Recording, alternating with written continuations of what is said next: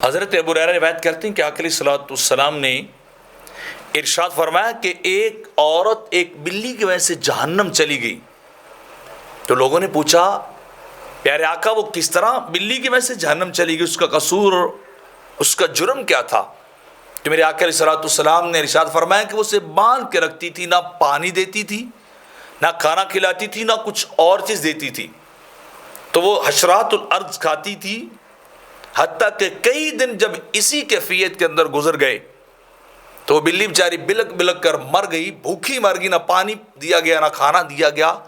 تو اس بلی کو بھوکا مارنے کی وجہ سے اللہ نے اس کی مالکن اس عورت کو جہنم بھیجا کہ تو نے میری مخلوق پہ رحم کیوں نہیں کیا، میری مخلوق کے ساتھ محبت اور پیار کیوں نہیں کیا.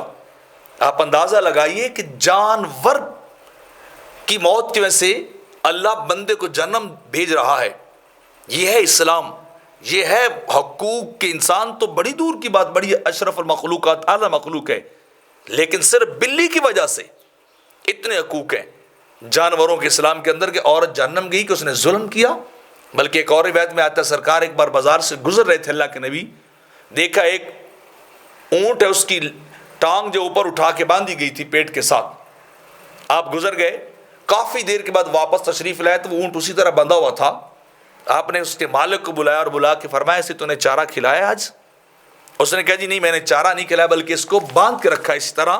تو آقا علیہ الصلوۃ والسلام نے فرمایا کہ یہ بات سن لو، یوم قیامت یہ اونٹ اللہ کی بارگاہ میں تجھ سے جھگڑا کرے گا کہ تم نے اس کے حقوق کو کیوں نہیں پورا کیا، اس کے رائٹس کو کیوں نہیں پورا کیا، کہ باندھ کے رکھتے ہو، چارہ نہیں ڈالتے، کھلاتے نہیں ہو، بلکہ اسے آزاد کرو.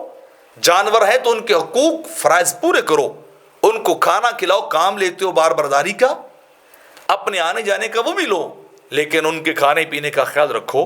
تو اسلام کے اندر جانوروں سے اتنی محبت کا درس دیا گیا ہے کہ انسان حیران رہتا ہے کہ جو آج انسانوں کو جو رائٹس حاصل نہیں ہیں، اسلام نے وہ رائٹس اینیمل اور جانوروں کو عطا کر دیے تھے.